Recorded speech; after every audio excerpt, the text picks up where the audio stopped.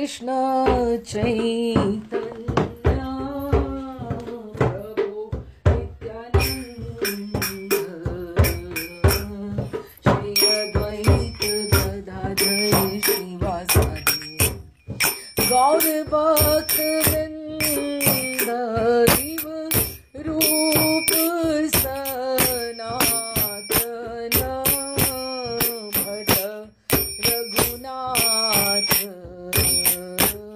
श्री जीव गोपाल भद्र दास रघुनाथ इव ए जय गोसाई ख्वाई चरण वंदन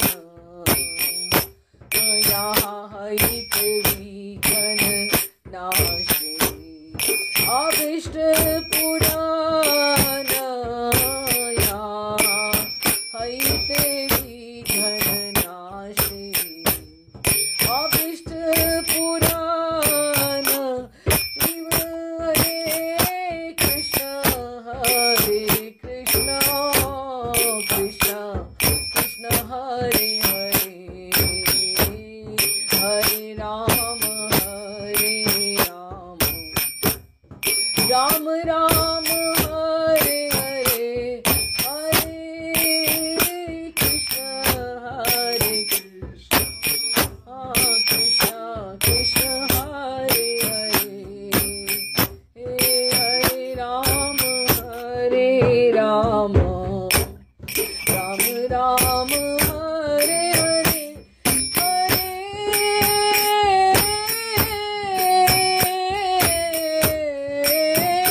कृष्ण कृष्ण कृष्ण हरे हरे हरे राम राम राम हरे हरे हरे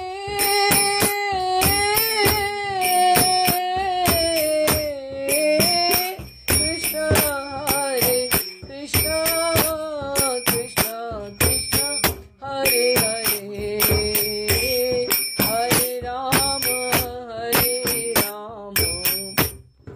राम राम हरे हरे हरे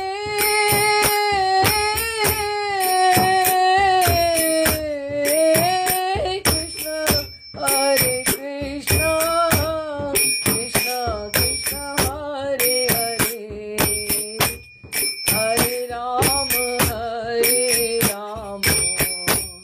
राम राम हरे हरे।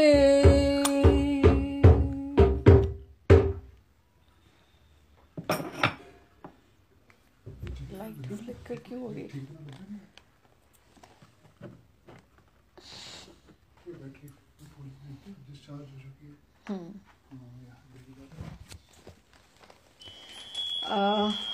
लास्ट टाइम हम लोगों ने जो टॉम्किंस स्क्वायर पार्क में जो संकीर्तन हुआ था वो हमने पढ़ा था।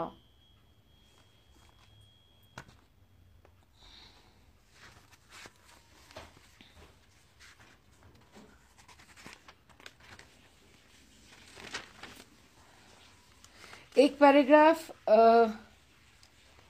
पीछे से पढ़ती हूँ कि जब वो टॉम्किंस स्क्वायर पार्क वहाँ संकीर्तन से सब वापस आए वहाँ से, तो जब वे अपने कमरे में आए तो काफ़ी विलंब हो चुका था। एक लड़का उनके लिए एक प्याला गर्म दूध ले आया और किसी ने ये कहा कि वे सब प्रति सप्ताह पार्क में कीर्तन किया करेंगे। स्वामी जी बोले प्रतिदिन, प्रति सप्ताह नहीं प्रतिदिन। अभी वहाँ आधे दर्जन लोग उपस्थित थे। तब स्वामी जी अपनी पतली चटाई पर लेट गए और वे कुछ मिनटों तक बोलते रहे। तब उनकी वाणी में थोड़ा उतार आया कि उनको थोड़ा नींद आने लगी और वे रह रह कर उपदेश देते रहे। उसके बाद लगने लगा वो जैसे ऊँग रहे हैं। रात के 10 बज रहे थे और वो धीरे से दरवाजा बंद करके हुए सब चले गए। यहाँ तक हम लोगों ने पिछली बार पढ़ा था।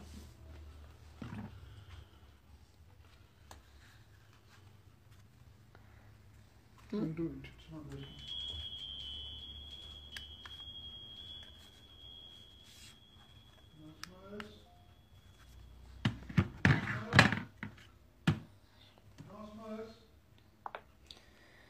अच्छा जी, अब आगे अब हरे कृष्ण महामंत्र जो था लोकप्रिय हो रहा था।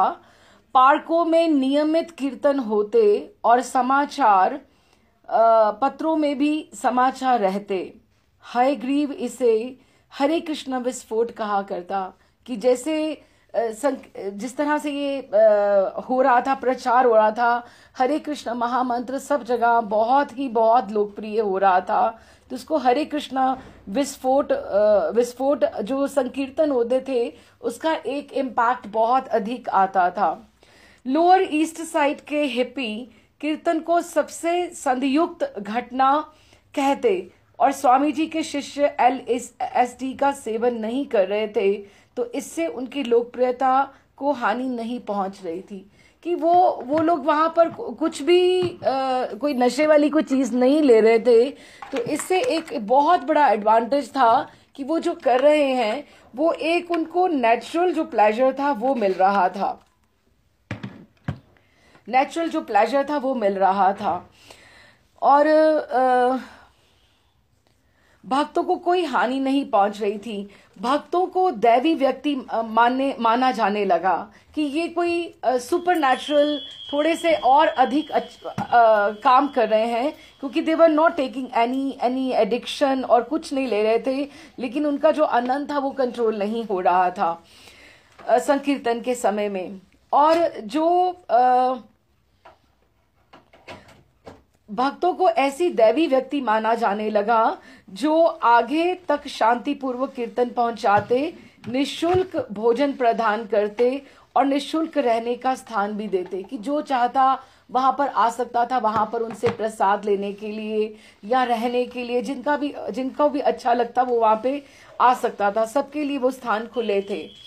आप उनके स्थान पर यदि समय पर पहुंचे तो उन्हें शाकाहारी भोजन भी प्राप्त कर सकते थे। उनके स्टोर फ्रंट के दरवाजे के किनारे की अलमारी में भारत से प्राप्त बहुत सी पुस्तकें रखी होती, जिसको रुचि होती वो वहां पर उनसे ले सकते थे। स्थानीय गवैयों ने पार्क में तथा मंदिर में स्वामी जी के कीर्तन करते समय जो धुन ग्रहण की थी उसी को वो क्लबों में सुनाते।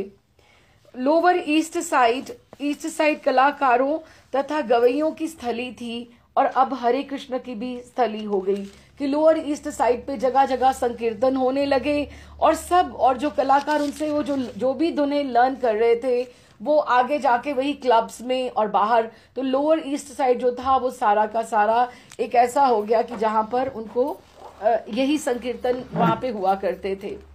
सायंकालीन कीर्तन सदैव विराट होते और जो संध्या में होते वो सब बड़े बड़े संकीर्तन होते। हर रात्रि के समय छोटा सा स्टोर फ्रंट इतना भर जाने लगा कि बैठने के लिए स्थान ना मिलता। लोगों की समूह कीर्तन तथा गायन में काफी रुचि रहती, किंतु जब कीर्तन के बाद व्याख्यान होने को होता कि लेक्चर जब होने लगता तो वे सरकने लगे कि हर कोई, everybody was not interested in listening to the lectures, they were more interested in singing, dancing and sankirtan. व्याख्यान के पूर्व आधे लोगों का सरक जाना कोई असामान्य बात ना थी और कभी कभी तो थोड़ा सा प्रवचन शुरू होते ही लोग उठ जाते। एक शाम को एलन गिन्सबर्ग अपने साथ सभा में उसका एक ग्रुप था से संबंधित बहुत सारे वो टुली कुफरबर्ग को लेकर आया। उसके जो फ्रेंड्स थे, एलन गिन्सबर्ग बहुत बड़ा था सिंगर वहां पे, तो वो आया और उसके साथ उसके ग्रुप के बहुत सारे लोग थे। ये वो एक ऐसा स्थानीय समूह था जो थोड़े से अश्लील गीतों का विशेषता प्राप्त थी, थोड़ा वल्गर वो लोग गाया करते थे और इसी के लिए उन्होंने अपना नाम कमा रखा था। तो एन सैंडर्स के लोकप्रिय गीतों में slum goddess of lower east side, group गोप तथा इस तरह से अधिक लोकप्रिय गीत थे उनके। तो एन सैंडर्स के बाल भी लाल थे और दाढ़ी बिजली जैसे लाल थी, जैसे उस समय के ग्रुप्स वाले लोग हुआ करते थे। वह कीर्तन के समय गिटार बजाया करता था। भक्तजन आज इस विख्यात अतिथि को, इतना फेमस लोग यहाँ पे जो आए उनको देखकर बहुत प्रसन्न हुए कि चलो हमारे यहाँ पे बहुत पॉपुलैरिटी बढ़ रही है कि यहाँ इतने बड़े बड़े लोग आ रहे हैं।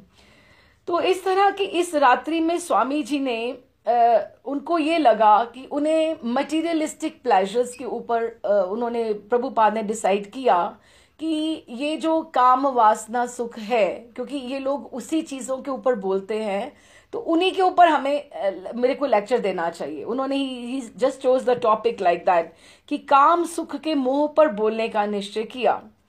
स्वामी जी ने कहा कि काम सुख विषय वासना हमें जन्म जन्मांतर के लिए इस भौतिक जगत से बांध देता है। और इस प्रसंग में यमुनाचार्य का एक श्लोक उद्धृत किया कि जब से मैं कृष्ण भक्त हुआ हूं, तब से जब भी मैं किसी इस तरह से काम सुख के बारे में या विषय जीवन के बारे में सोचता हूं, तो मैं अपना देखता हूं कि मेरा मुख ठाकुर से मुड़कर विषय की तरफ और नीचे नीचे जाने लगा है।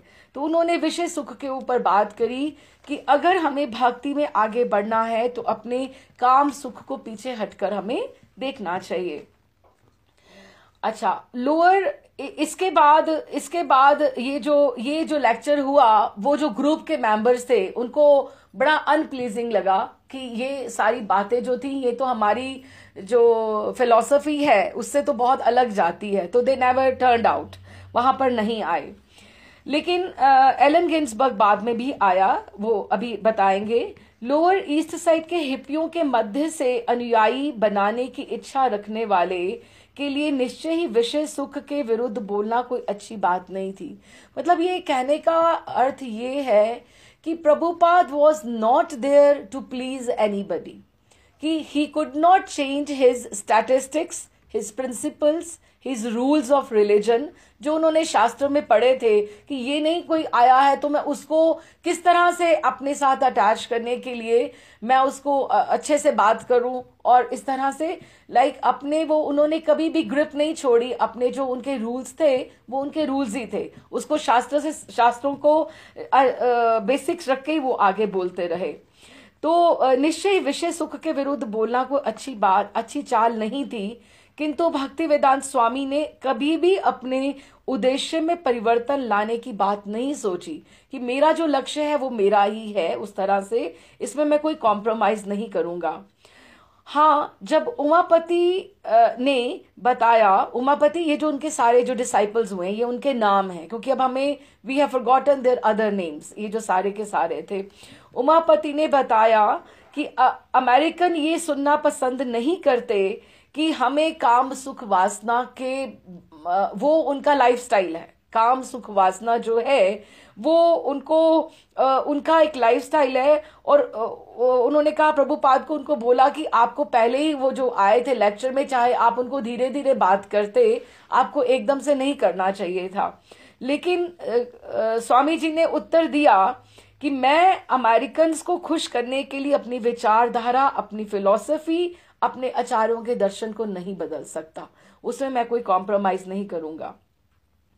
एक संध्या को मंदिर की भीड़ में से बैठे इस्कॉन के अटॉर्नी स्टेव गोल्डस्मिथ ने पूछा, क्योंकि ये बहुत सारी बातें आ रही थी, बहुत संकीर्तन तो बहुत लोगों को अच्छा लग रहा था, लेकिन उनको था कि अगर if we associate with Prabhupada, हमारा लाइफस्टाइल बाद में कैसे होने वाला है, if we get married, because Americans they are very free to choose their relationships। अब इसके ऊपर एक बहुत बड़ा क्वेश्चन था कि प्रभुपाद से उनको डायरेक्ट ये बात करनी थी कि हमारा दूसरे के साथ रिलेशनशिप्स के ऊपर किस तरह का हमारा एटीट्यूड होना चाहिए।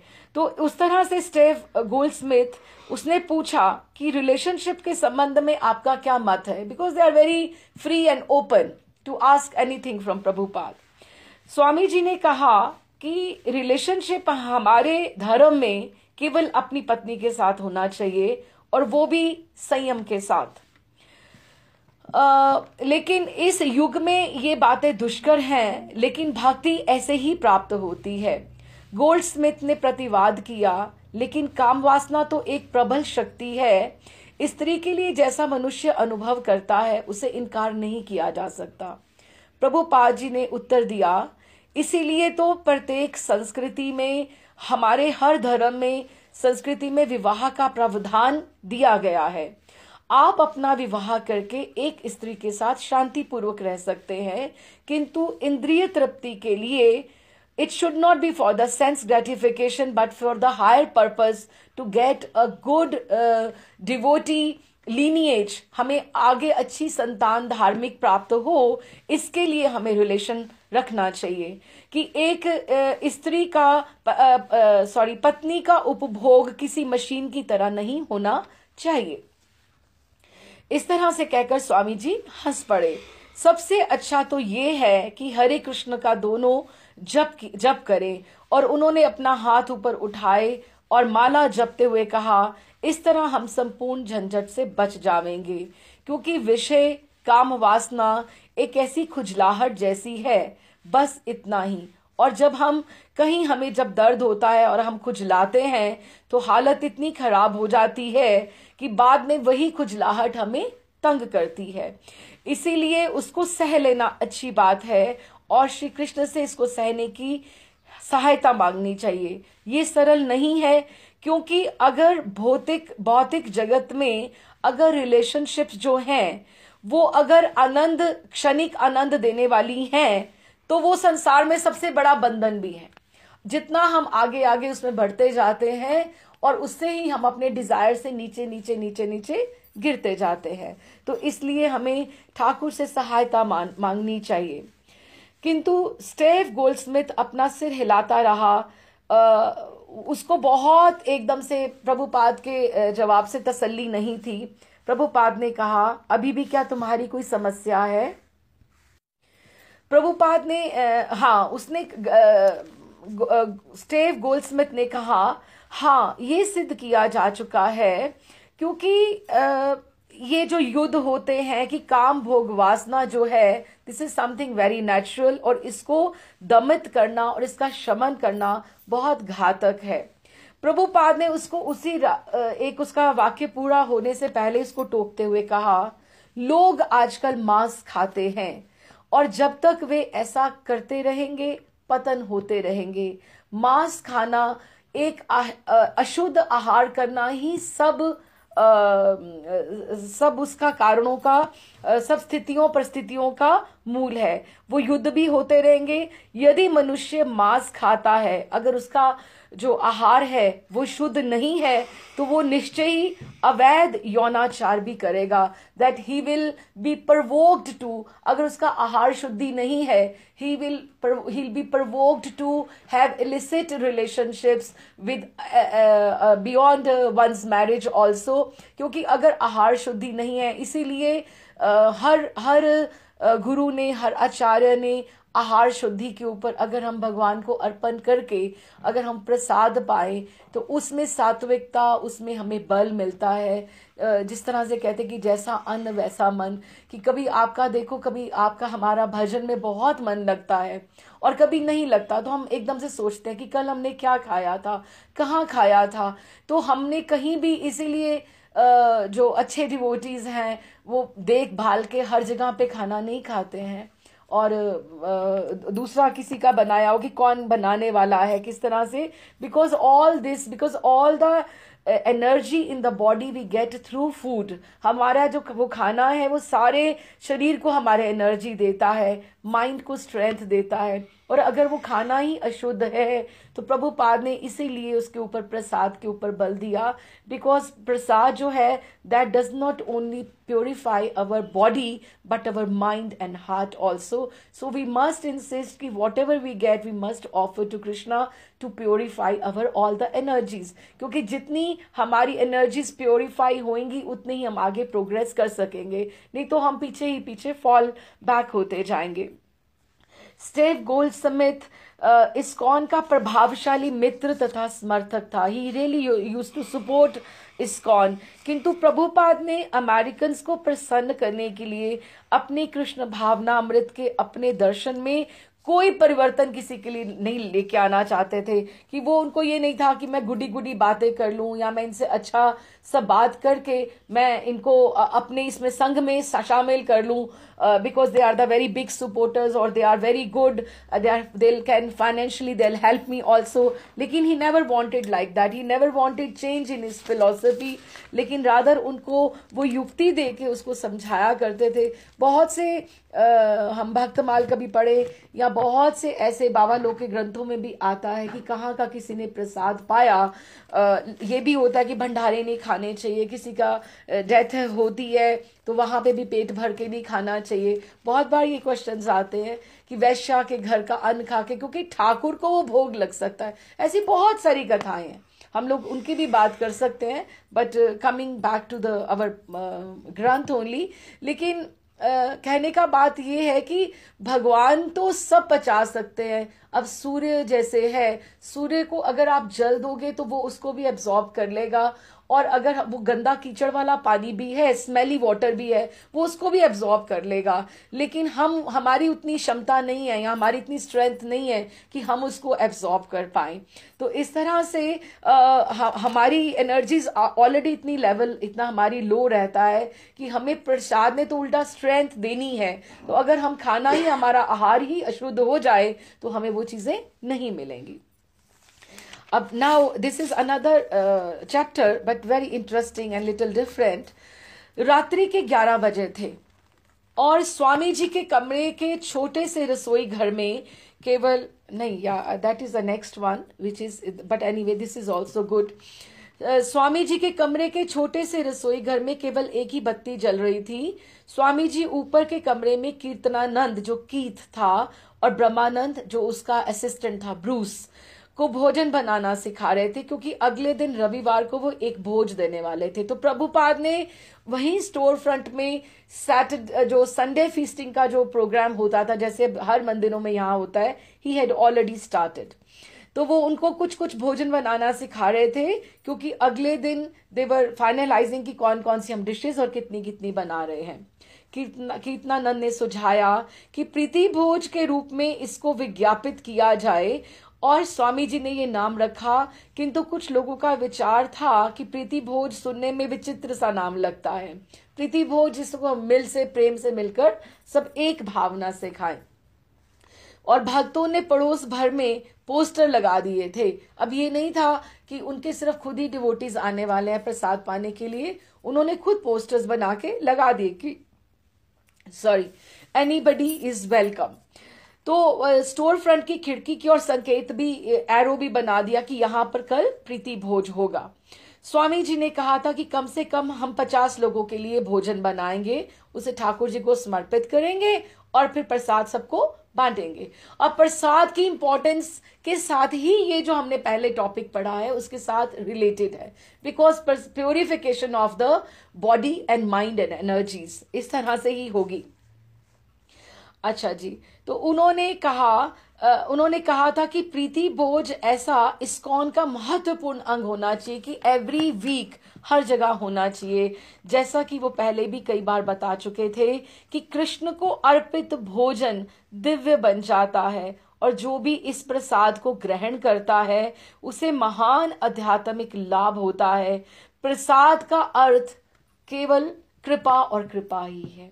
अब आप देखिए कि जिस तरह से हम ठाकुर जी की भगवत गीता है, वो क्या है, ठाकुर जी के अधरों से निकले वो श्लोक है भगवत गीता के जो उन्होंने अर्जुन को दिए, और उसकी हम कितनी वैल्यू करते हैं, उसको कितनी पवित्रता के साथ रखते हैं, उसका श्रवण करते हैं, प्यूरिफाई अपने आप को करते हैं. तो वो ठाकुर जी के अधरों से निकली हुई शब्द है, शब्दावली है. और ये जो हम भोग मन से बनाते हैं भगवान के लिए, और बनाकर उनको अर्पण करके उनका अधरामृत उसमें मिल जाता है, उनकी कृपा दृष्टि मिल जाती है, और वो जो हम लेते हैं वो हमारे, ये बातें सारी विश्वास की बातें हैं. इसमें कोई दिमाग नहीं लड़ाना चाहिए, ये इसमें कोई वो नहीं है कि आर्ग्यूमेंट नहीं होना चाहिए. इसलिए anybody who wants to progress as a devotee, one must learn to सबसे पहले शुचिता, किचन में, रसोई में शुचिता, पवित्रता होनी चाहिए, ताकि हम कुछ भी हमारा बनाते बनाते मन हो तो हमें ये सोचना नहीं पड़े कि हम ये भगवान को अर्पण नहीं कर सकते हैं। तो अगर हमारे किचन में शुचिता, पवित्रता है, तो हमें वो भगवान को हमें अर्पण करना चाहिए। उसकी एनर्जी क्यों फर्क होता है? कोई चीज हम अपने लिए बना रहे हैं और कुछ भगवान के लिए बना रहे हैं, ये दोनों बातों में फर्क रहेगा। अपने में बनाने में हमारी रुचि, उसमें हमारा टेस्ट, हमारी इन्वॉल्वमेंट है, लेकिन हम जब भगवान के लिए बनाते हैं उसमें समर्पण है, उसमें भक्ति है, उसमें प्रभु के प्रति श्रद्धा है, उसमें एक विश्वास है कि हमें वो एनर्जी, पॉजिटिविटी हमें मिलेगी। हम कुछ भी बनाएं, थोड़ा थोड़ा थोड़ा, हमें भगवान को नियमित रूप से भोग लगाना चाहिए। तो वो जो अधरामृत भगवान का है, वो प्रसाद में जब घुल जाता है, वो इंसान जो भी खाता है उसको कि फिर हमने ये भी सुना था पिछली बार कि वाणी की दो ही सेवा है, एक संकीर्तन करना, जुबान की दो सेवा है, और एक हम प्रसाद पाना। दोनों में ही कृपा है, कि ये नहीं है कि एक में कृपा ज्यादा है और एक में कृपा कम है। Prasad is equally good as doing sankirtan. अब मन में कभी कभार संकीर्तन पे जाओ कहीं, तो हमें कभी ये लग जाता है कि हम लेट हो गए हैं, कि हम प्रसाद पाने को ही जा रहे हैं। नहीं, ये भी बहुत बड़ी सेवा है। जो प्रसाद में जो कृपा ठाकुर जी की वहां पर समर्पण से जो मिली हुई है, वो भी ग्रहण करना, it is also going to purify us definitely.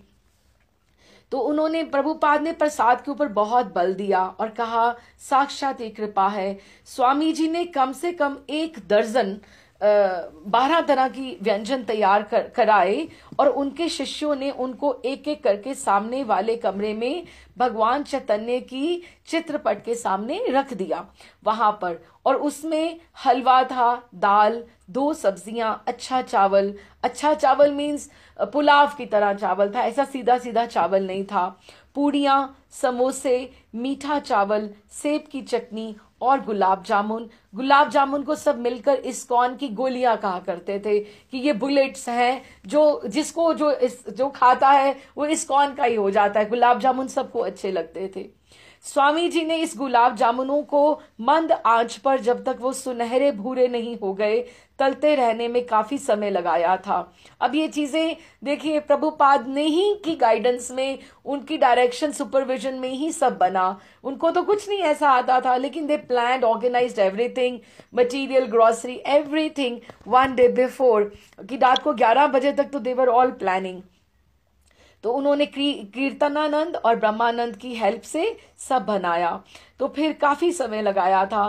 फिर उन्होंने छननी से उनको एक एक करके घी से निकालकर शीरे में भिगोया था। वे मानते थे कि ये सुनहरे घी में तले दूध के गोले उनके शिष्यों के प्रिय प्रसाद थे।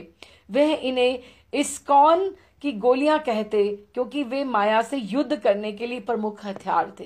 कि माया, जो बाहर की माया में, मटेरियल वर्ल्ड में जो घुसे पड़े हैं, उसको, उनको जितना प्रसाद दिया जाएगा, उनकी पॉजिटिविटी, उनके अंदर भीतर एनर्जी जो है, उनकी सैंक्टिफिकेशन उतनी ज्यादा बढ़ेगी। तो ये प्रसाद, इसीलिए हम लोगों को घर में भी इंसिस्ट करना चाहिए, हम कुछ भी लें, इवन जल भी लें, तो वो प्रसादी जल, प्रसादी दूध, प्रसादी हर चीज प्रसादी होना चाहिए।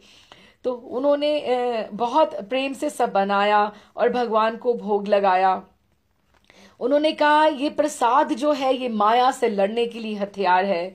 उन्होंने यहां तक अनुमति दे रखी थी कि सामने के कमरे में शीरे से भरा और तैरती इस्कॉन गोलियों से पूर्ण जार रखा जाए, कि पूरा एक जार रख दिया था गुलाब जामुनों से भरकर, कि जहां से किसी शिष्य को पूछना नहीं पड़े, जिसका मन हो वो वहां से कुछ थोड़ा सा उठाकर प्रसाद ले सके, कि जैसे everybody should feel at home, that prasad वो भगवान को पहले ही भोग लगाकर वहां रख देते थे, कि that it should be available for anybody who so ever wants to.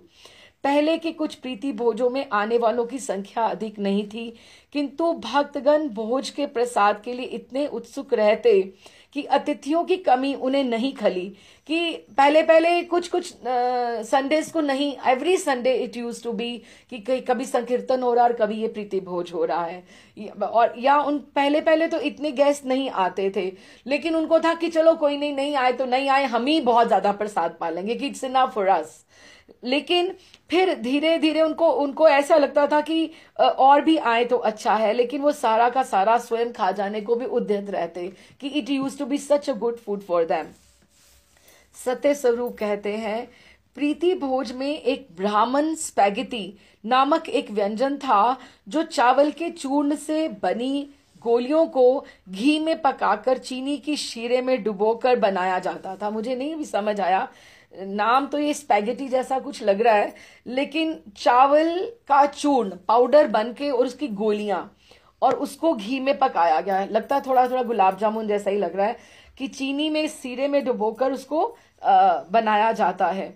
और वो हलवा और हलवा पुष्पान चावल जिसमें तले हुए पनीर के गोले रहते थे, समोसा, मूंग की तली हुई नमकीन, हाँ सब लोग हैं, मसालेदार दाल, पूड़ियां, गुलाब जामुन और हयग्रीव की शब्दावली में हर वस्तु एक से दूसरी बढ़कर होती। और ये चीजें अब देखो, Prabhupada knew so much cooking and he used to direct everybody, all those Kirtanananda और उसको ब्रह्मानंद को स्वयं वो सब गाइड करते कि किस तरह से सब बनाना है।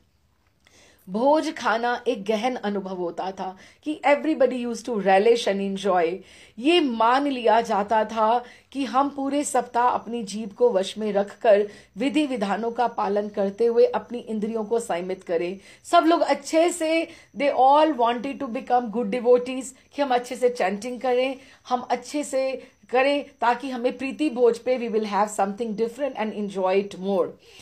तो इस तरह से ये भोज एक प्रकार का सबको एक लगता था हमें अवार्ड मिला है कि we fully deserve it because we have worked for it. हमने इतने अच्छे से भजन किया है, माला की है, हमने अपनी संयमित अपने आप को रखा है, तो वो अच्छे से करते थे।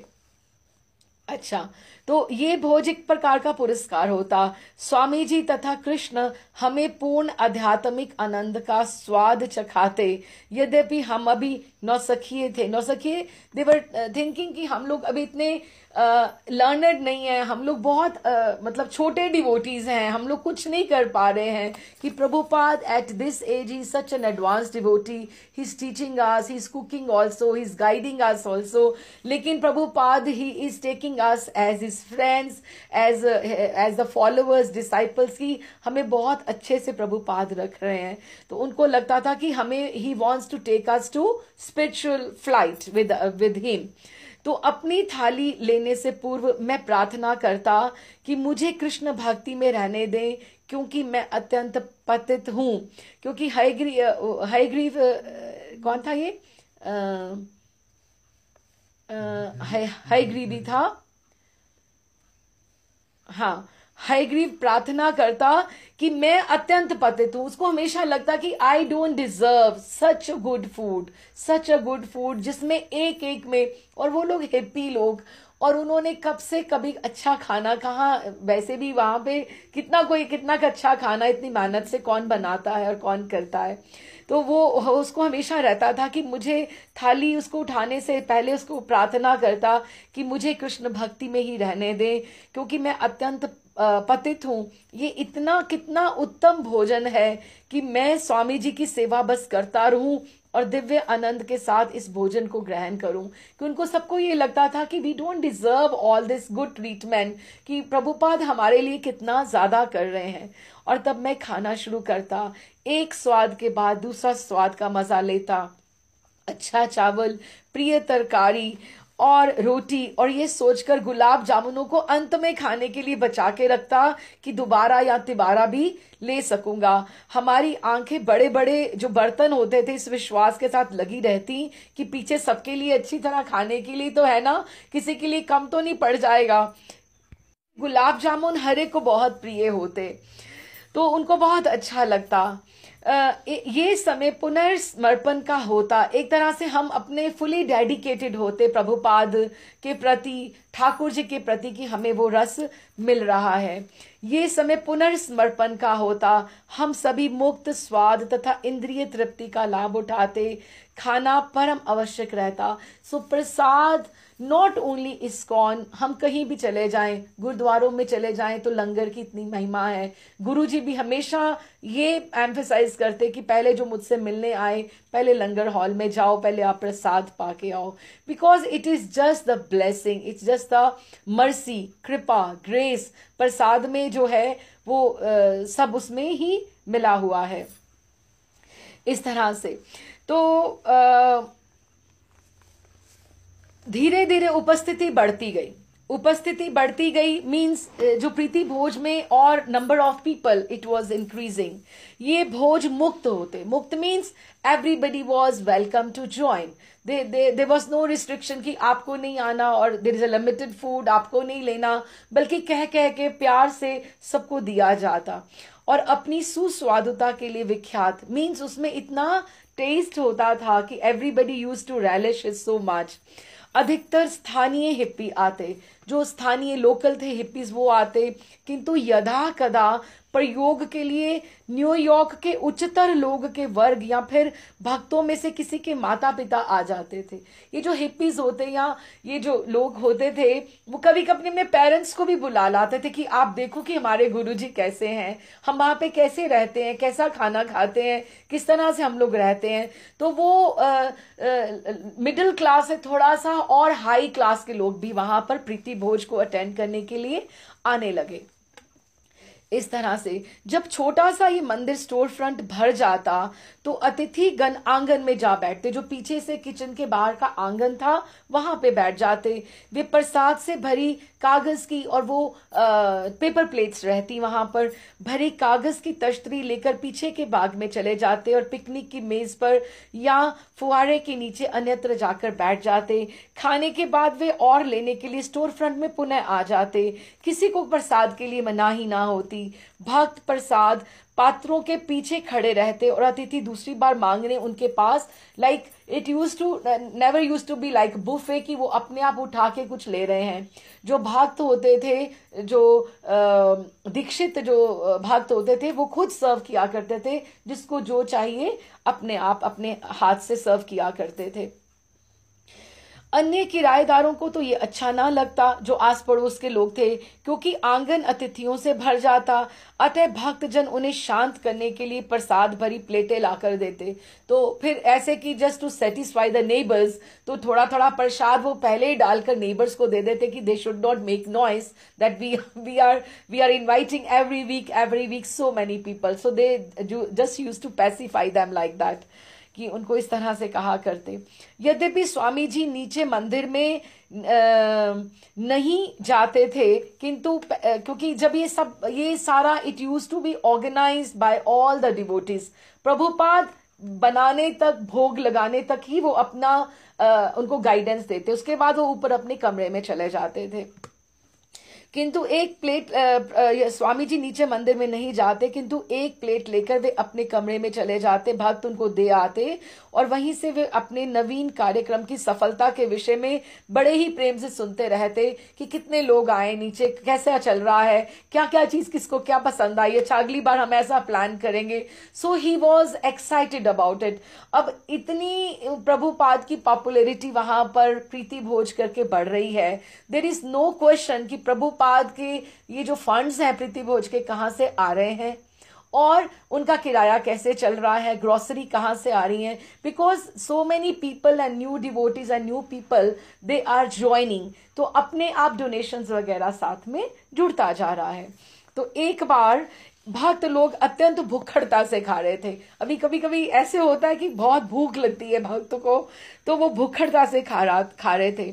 लगता था कि वे अतिथियों के लिए कुछ भी नहीं छोड़ेंगे, कि जो होस्ट हैं उनको बाद में खाना चाहिए, कि वो इतना ज्यादा पहले 2 मच समोसे ज्यादा ले लिए, गुलाब जामुन, कि जो गेस्ट बाहर से आए हैं पहले we should attend to them, तो उनके लिए कुछ भी नहीं छोड़ेंगे।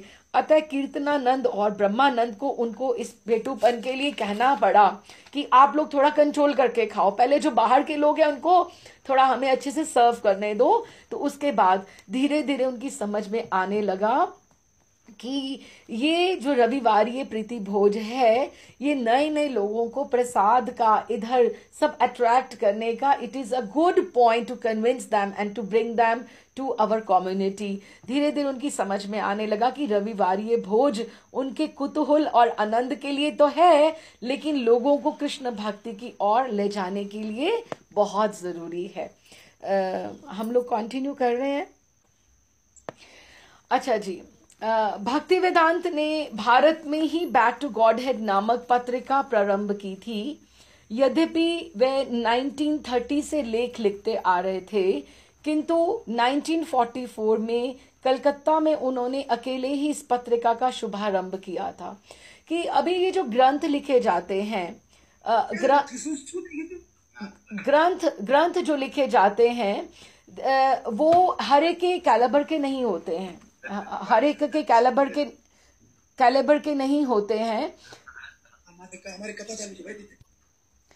अच्छा जी, ओके। तो क्योंकि जो ग्रंथ होते हैं वो हर एक के हर एक का कैलिबर नहीं होता, और जो मैगजीन होती है उसमें छोटे छोटे ऐसे आर्टिकल, जैसे why we should follow some purity in the kitchen, why we should offer भोग टू कृष्णा, कि ऐसे छोटे छोटे टॉपिक्स जो एक बातें रहती हैं वो समझाने में इजी रहता है। या तिलक का क्या महत्व है, कंठी का क्या महत्व है, इस तरह से हमें कितनी बार स्नान करना चाहिए, छोटी छोटी बातें इस तरह से रहती हैं। तो प्रभुपाद को बहुत था कि ये मैगजीन वापस इट शुड कम बैक। तो this is very interesting and such a big success of ISKCON, ये जो चैप्टर पढ़ेंगे। तो उन्होंने, प्रभुपाद ने 1944 में कलकत्ता में उन्होंने अकेले ही इस पत्रिका का शुभारंभ किया था, क्योंकि उनके गुरु का अनुरोध था कि कृष्ण भक्ति का उपदेश अंग्रेजी में किया जाए। तो प्रभुपाद ही लिखने वाले थे, प्रभुपाद ही पैसे इकट्ठे करने वाले थे, फिर उसका लिखना भी खुद, उसकी प्रूफ रीडिंग भी खुद, पब्लिशिंग के लिए भी खुद जाना, और फिर उसको बेचना भी खुद जाना। हमने पढ़ा था कि कैसे वो वृंदावन से खुद आया करते थे, एवरी डे दिल्ली आते थे और वो खुद बेच कर चले जाते थे, चांदनी चौक में वहां पे प्रिंटिंग कराकर। तो वे बड़ी ही मुश्किल से अपने दवाओं के व्यापार के दौरान प्रति मास इसको छपाने के लिए 400 रुपए एकत्रित कर पाते थे, कि 400 रुपए इसकी प्रिंटिंग थी। तो अकेले ही वे लिखते, उसका एडिटिंग करते, उसकी प्रिंटिंग प्रकाशित करते, धन जुटाते, और प्रत्येक अंक को एक एक बुक वो बेचते, एक एक बुक को धन वितरित करते और धन लेकर उसका देते। प्रारंभ में उन वर्षों में बैक टू गॉडहेड ही स्वामी जी की प्रमुख साहित्यिक कृति थी, क्योंकि हर एक को तो ग्रंथ वो बैक में क्या लिख रहे हैं, भगवत गीता में या श्रीमद् भागवतम का क्या कर रहे हैं, किसी को कुछ नहीं पता था। So this was the only magazine which people they knew कि ये यहां से आती है। और उनके उपदेश का माध्यम भी था। आज मैं पढ़ रही थी हनुमानदास पोदार जी का, जब कल्याण गोरखपुर प्रेस में छपना शुरू हुआ, तो हनुमानदास भाई जी ने उनका टारगेट था कि 4000 उनको एक मिल जाए, 4000 के करीब मिल जाए तो खर्चा हमारा चलना शुरू हो जाएगा, कल्याण गीता प्रेस का। तो जिस बार उन्होंने ये सोचा तो 1,18,000 उनको ग्राहक मिले, कि जिस तरह से कि कितना ठाकुर जी सपोर्ट करने के लिए अपने भक्तों को कैसे खड़े रहते हैं पीछे उनके, तो ये बहुत बड़ी बात है। तो प्रारंभ के ये इनकी प्रभुपाद की ये एक पहली साहित्य कृति थी, उनके उपदेश का माध्यम भी था जिससे वो किसी को भी प्रीच कर सकते थे। उनके मन में इस पत्रिका के व्यापक वितरण का स्वप्न था कि ये इतनी बड़ी हो जाए, इतनी फैले कि मैं किसी को पैसे लिए बिना भी मैं किसी को बांट दूं, जैसे कि कम से कम भगवान का संदेश तो पहुंचेगा ना। तो उन्होंने प्रमुख देशों की, उनका मन था कि भगवान चैतन्य के संदेश को संसार भर में फैलाने की उनकी योजनाएं थी। उन्होंने प्रमुख देशों की सूचियां भी बना के रखी हुई थी, कि उनको he had a list in his mind कि मैं कौन सी पत्रिका मैं कौन सी कंट्री को मैं कितनी देने वाला हूं, कि इस तरह से। और इसकी उसके हिसाब से उन्होंने इस योजना की सहायता के लिए अनुदान की भी याचना की थी 1959 में, कि मेरे को कोई स्पॉन्सर करे कि मैं ये कंट्री में यहाँ पे लाइब्रेरीज में दूं, यहाँ पे दूं, इस तरह से दूं। लेकिन उनको कुछ हेल्प नहीं वहां पर मिली। लेकिन 1959 में उन्होंने अपनी भक्ति, सारी शक्ति श्रीमद् भागवत लिखने तथा प्रकाशित करने में लगा दी। लेकिन अब उनको इस समय लग रहा था कि बैक टू गॉड हेड को पुनः जीवन दान देना चाह रहे हैं, और उनको समझ नहीं आ रही थी कि मैं कैसे करूं। किंतु इस बार उन्हें ये काम अकेले नहीं करना है। इस बार वे इसका भार अपने शिष्यों को सौंपने वाले थे। सब पढ़े लिखे हैं, प्रोफेसर हैं, उनको क्या नहीं आता। हाँ, तो स्वामी जी ने के शिष्य जो गर्ग मुनि थे, ये भी सारे अमेरिकन ही है। गर्ग मुनि इज देयर दीक्षित नेम उनका। तो गर्ग मुनि ने सुना कि कीन्स का एक देहाती क्लब एक कोई है, वो अपना जो प्रिंटिंग प्रेस है, यंत्रालय प्रिंटिंग प्रेस कोई बेच रहा है। उसको पता लगा कि कोई बिक रही है। स्वामी जी को उसने बात करी कि आप हमेशा बुक्स छापने की बात करते हैं, तो आपको वो यंत्रालय जो मशीन है, do you want to buy it? अच्छा, तो अतः वो गर्ग मुनि तथा कीर्तनानंद के साथ टैक्सी करके प्रभुपाद वो मशीन देखने गए। वे बहुत मशीन प्राचीन थी, लेकिन उसकी दशा अच्छी थी, क्योंकि प्रभुपाद बैठते थे प्रिंटिंग प्रेसेस के पास, तो उनको पता था कि किस तरह से होती हैं। तो उनको लगा कि नहीं, ले सकता हूं। तो देहाती क्लब का मैनेजर इसको $250 में बेचना चाह रहा था। स्वामी जी ने मशीन को ठोक से देखा, भाला और देखा, उसकी डेमोन्स्ट्रेशन देखी कि किस तरह से प्रिंटिंग होगी, और मैनेजर को ये बताया कि देखो, हमारा इस प्रिंटिंग प्रेस को खरीदने का मन है, लेकिन ये हम एक स्पिरिचुअल एक मिशन के साथ, आध्यात्मिक उद्देश्य है हमारा, हम करना चाहते हैं। मैनेजर ने कहा मेरे पास एक और दूसरी मशीन भी है, और बतलाया कि इन दोनों में से मेरी कोई भी दोनों भी काम की नहीं है, कोई भी काम की नहीं है। अतः स्वामी जी ने उनको कहा कि अच्छा, तुम्हारी दोनों काम की नहीं है, तो फिर हम एक क्यों लें, हम 2 ही लेते हैं, और दोनों ही हमें तुम $250 में दे दो। इस तरह से उन्होंने कहा। चूंकि देहाती क्लब को इन मशीनों की आवश्यकता नहीं थी, और वो जगह घिर रही थी वहां पर, और इसके साथ मैनेजर ने सोचा कि स्वामी जी समस्त मानवता के लाभ के लिए इसका उपयोग कर रहे हैं, तो अतः उसने इसको बोला मैं बेच ही दूं तो मेरे लिए उचित होगा, और वो व्यक्ति तैयार हो गया। गर्ग मुनि तथा कीर्तनानंद ने मशीन को गाड़ी में लादा, और इस तरह इस्कॉन की प्रिंटिंग प्रेस का एक शुभारंभ होगा। हरि बोल, निताई गॉड, हरि बोल। तो भक्ति वेदांत स्वामी जहां मतलब इतनी ये बड़ा स्टेप था प्रभुपाद के लिए, कि कहाँ वो चांदनी चौक में प्रिंटिंग के लिए जाया करते थे, और कहाँ प्रभुपाद के पास 2 अपनी मशीनें हो गई, कि it was such a big thing for him. भक्ति वेदांत स्वामी ने बैक टू गॉड हेड पत्रिका का संपादकत्व हयग्रीव तथा राय रामों को दिया। हयग्रीव कौन था? हॉवर्ड, जो प्रोफेसर थे। और राय राम कौन था? किसी को याद है? राय राम तो उनको बनाया साथ में। He was also I think in welfare society somewhere. Swami ji ने अनेक वर्षों तक इस पत्रिका के द्वारा अपने गुरु की सेवा की थी, किंतु अब वे वही पत्रिका नवयुवकों को विद्यालय के अंग्रेजी अध्यापक, हाँ प्रोफेसर थे ना हॉवर्ड, हयग्रीव तथा व्यवसायिक लेखक, वो जो हाँ राय राम कौन था? वो जो राय डुबा जो गजल्स लिखा करता था, उसको वो व्यावसायिक लेखक था। He was a professional writer. लेखक राय राम को उनके अपने गुरु की सेवा करने के लिए वो दे रहे थे। हयग्रीव तथा राय राम ने अल्पकाल में ही इसका प्रथम अंक संकलित कर लिया और उसे छापने के लिए तैयार किया। तो उन्होंने प्रभुपाद ने ये नहीं कहा कि मुझे ही इसके बारे में लिखना। उन्होंने, अगर आप आज भी देखो, अगर बैक टू गॉड हेड हम देखें तो उसमें क्या रहता है, any devotee is welcome to write in it.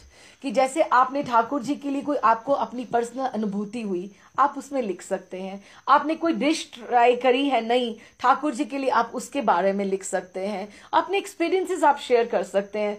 तो प्रभुपाद ने प्रभुपाद का भी एक दो तीन टॉपिक होते होंगे, लेकिन it was open to anybody कि आप लिखिए आपको क्या फील होता है। बिकॉज उनके लेवल पे जो कन्विंसिंग लोगों को जाएगी, इट हैड ऑल्सो वेट कि अगर वो लोग ऐसे थे तो उनको किस तरह से सब हुआ। तो आज की अब क्या हुआ कि उन्होंने सब एक मैगजीन को छापने के लिए, जैसे suppose if they have decided okay 50 pages छापने हैं पहली, तो पहला अमेरिका में अपनी प्रिंटिंग प्रेस पे मैगजीन छपने का जो दिन आया, it was such a wonderful day for them, rather उनके लिए तो टर्निंग पॉइंट फॉर इस्कॉन। तो आज की रात ना तो सामूहिक कीर्तन था, स्टोर फ्रंट भरा पड़ा है सब डिवोटीज के साथ जो उनके दीक्षित हैं। क्या है, आज की रात ना तो सामूहिक कीर्तन था, ना कोई लेक्चर था। स्वामी जी ऊपर अपने कमरे में श्रीमद् भागवत के अनुवाद में व्यस्त थे, और नीचे क्या हो रहा था, नीचे प्रथम अंक की घंटों से छपाई चल रही थी, कि घंटों से छपाई चल रही थी उसकी, कि पहला अंक उसका हो रहा है। लेकिन प्रभुपाद हैड गाइडेड देम, हाँ manual machine, Prabhupada had guided them but he was not directly involve in it, क्योंकि सब पढ़े लिखे हैं, वो कर रहे हैं। नीचे प्रथम अंक की घंटों से छपाई चल रही थी। राय राम ने स्टेंसिल टाइप कर लिए थे, और मुद्रण के समय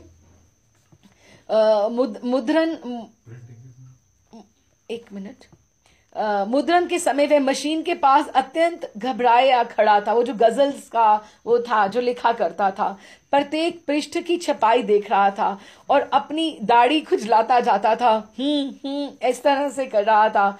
अब समय हो गया था कि सभी पृष्ठों को एकत्रित करके उनको जोड़ना था, कि बाइंडिंग करनी है, स्टैपलिंग करनी है। So everybody like a family, कि इन लोगों ने ISKCON, they had been the foundation of ISKCON.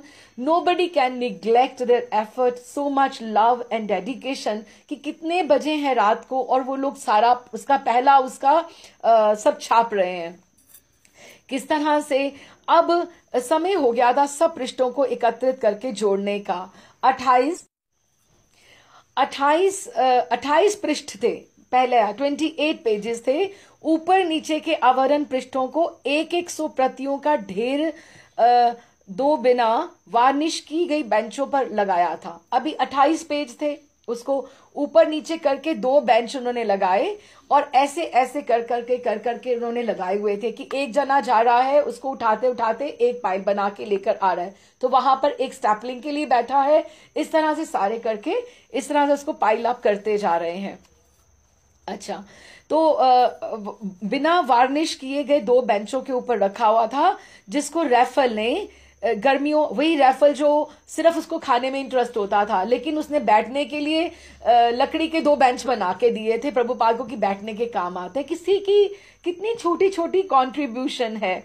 Raffle, जैसे हमने वो टॉयलेट पेपर की बात याद करी थी कि मुझे था कि इसकी यहाँ पे जरूरत है, तो रैफल ने 2 बेंचेस बना के गर्मियों के लिए तैयार किए थे। तो वो बेंचेस के ऊपर वो सारे 28 पेज थे। कुछ भक्त सभी पृष्ठों को लेकर उनको मिलाते जाते, और वे पृष्ठों के ढेर के सामने से गुजरते, एक पृष्ठ उठाते, दूसरे के नीचे रखते। इस तरह जब बेंच के अंतिम सिरे पर पहुंच जाते, तो सारे पृष्ठों का जो पाइल होता था वो समूह गर्ग मुनि को दे देते, जो अपने बड़े बड़े बालों को झाड़कर आंखों से ऊपर करता खड़ा हुआ था। वह प्रत्येक पत्रिका को उन स्टेपलों से मिलाता जिन्हें ब्रह्मानंद बोर्ड ऑफ एजुकेशन के कार्यालय से लेकर आया हुआ था। ऑफिस से वो बड़ी स्टेपलिंग मशीन लेकर आया हुआ था कि आज हमें ये काम करना है, तो हमें बड़ा वाला स्टेपलर चाहिए होगा। यहां तक कि हयग्रीव भी आगे पीछे जाकर पृष्ठों को एकत्रित कर रहा था, जो छोटे मोटे ऐसे कार्य करने के लिए तैयार नहीं होता था, because he was a big professor. लेकिन उसको आज पता था कि रामा राय और ये जो हॉवर्ड है, हयग्रीव है, इनकी सबसे बड़ी रिस्पॉन्सिबिलिटी कि आज पहली बुक अमेरिका में उनकी मैगजीन छप रही है।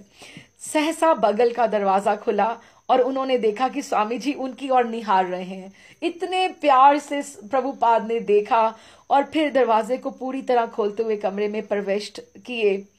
वे इस तरह कभी भी छुट्टी की रात्रि में नीचे नहीं आते थे।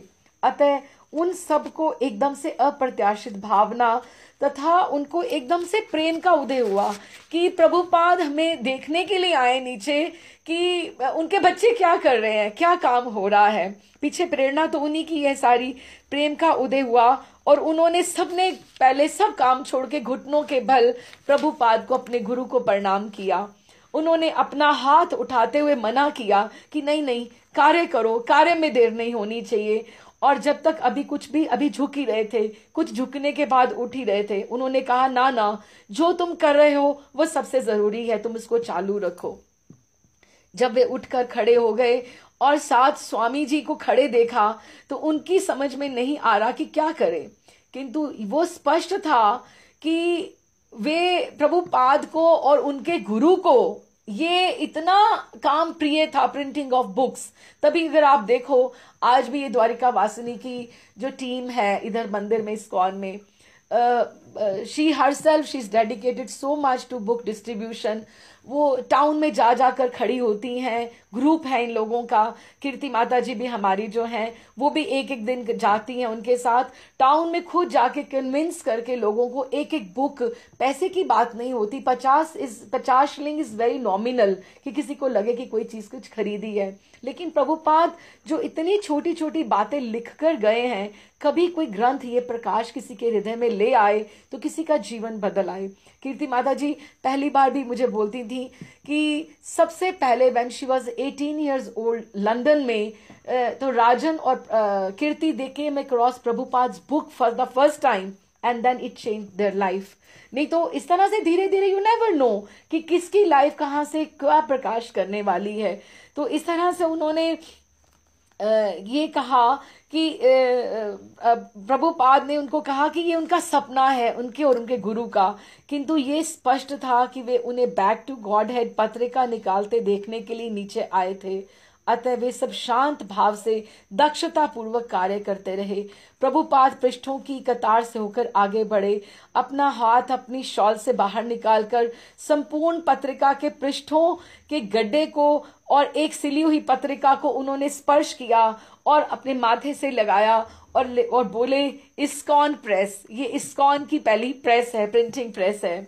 जगन्नाथ ने आवरण पृष्ठ का, जगन्नाथ जो जेम्स था ने आवरण पृष्ठ का आकल्पन किया था। उसने जो फ्रंट पेज था उसमें उसने मंदिर में अपने द्वारा बनाए गए चित्र की बांति राधा और कृष्ण का चित्र स्याही से खींच दिया था, जिसका उन्होंने आगे बना दिया था। वह एक सरल चित्र था जिसे समकेंद्रिक वृत्तों के भीतर बनाया गया था। वो जो बॉक्सेस बना के बनाया जाता उसमें उसने बनाया था।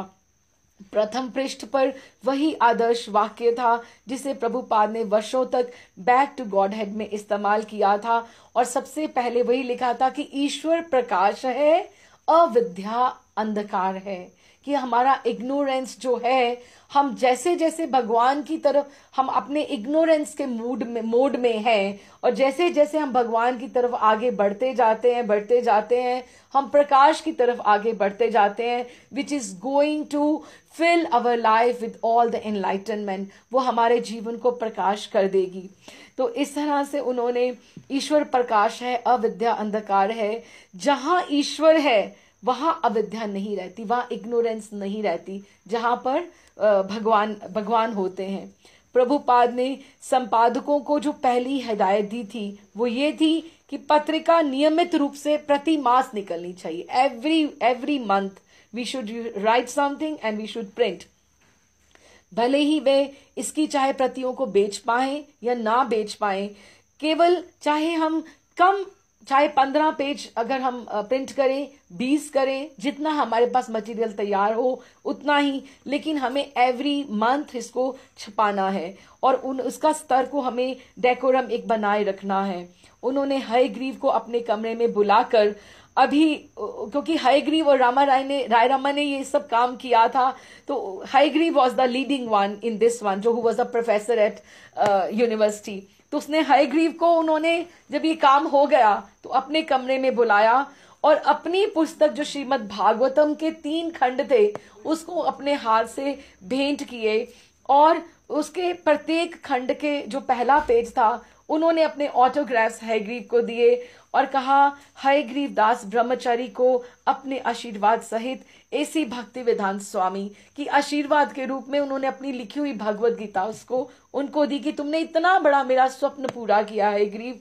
तो हयग्रीव ने कृतज्ञता प्रकट करते हुए बताया कि वह प्रभुपाद को, उसने सॉरी फील किया रादर कि प्रभुपाद मेरे पास अभी तक इतने पैसे इकट्ठे नहीं हुए कि मैं इसको खरीद पाता, तो आपने मुझे ऐसे ही दे दी। प्रभुपाद ने कहा तुम पैसों की चिंता नहीं करो, सब ठीक है, अब तुम केवल और केवल बैक टू गॉड हेड के बारे में सोचो, उसका संकलन करो, निष्ठा से काम करो। और जिस तरह से अमेरिका में टाइम नामक पत्रिका इतनी बड़ी है उस तरह से हमारी बैक टू गॉड हेड होनी चाहिए। प्रभुपाद चाहते थे कि उनके सभी शिष्य इसमें भाग लें।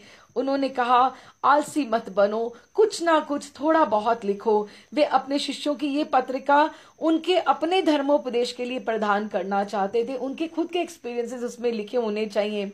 ब्रह्मानंद तथा गर्ग मुनि उसी रात प्रथम अंक को, और उन्होंने क्या किया देखो, ब्रह्मानंद वो जो किचन में जो हेल्प करता था वो, और गर्ग मुनि उसी रात उन्होंने बुक्स को अपने साइकिलों के ऊपर लादा और उसको बेचने के लिए चल पड़े। हाँ, उसको बेचने के लिए चल पड़े और लोअर ईस्ट साइड से लेकर 14 स्ट्रीट तक की प्रमुख प्रमुख दुकानों से होते हुए वेस्ट विलेज तक गए, जहां तक उन्होंने 100 प्रतियां वितरित कर दी, सारी की सारी उन्होंने बेच दी। धर्म उपदेश की ये बहुत बड़ी एक सफलता थी। अब उनके सारे विद्यार्थी टाइप करने लगे, संपादन करने लगे, लेखन करने लगे, संग्रह करने लगे और बिक्री में प्रभुपाद की सहायता करने लगे। निसंदेह यही उनका धर्म उपदेश था, ये उनकी सफलता की पहली सीढ़ी थी। क्यों? और अब इसमें वो अकेले नहीं थे, उनके शिष्य उनके साथ जुड़े हुए थे। यहीं पे विश्राम करें। आई एम वेरी हैप्पी कि ये प्रभुपाद ने इसका प्रेस का हुआ अब की बार, तो I think we can do together नमस्ते नरसिंहाय and then we can conclude it. ठीक है, इज इट ओके? हाँ, ऑन कर लें आप लोग अपना। क्लिप होगा कि आगे how he gets the success in the another से फेयर, किस तरह से अभी प्रभुपाद बस बढ़ते ही जाएंगे आगे की आगे। पहले हमने बहुत डिफिकल्टीज, उनकी स्ट्रगल्स देखी हैं, अब हम धीरे धीरे उनकी सक्सेस को भी इंजॉय करेंगे। ठीक है, बोल प्रभुपाद की जय जय जय।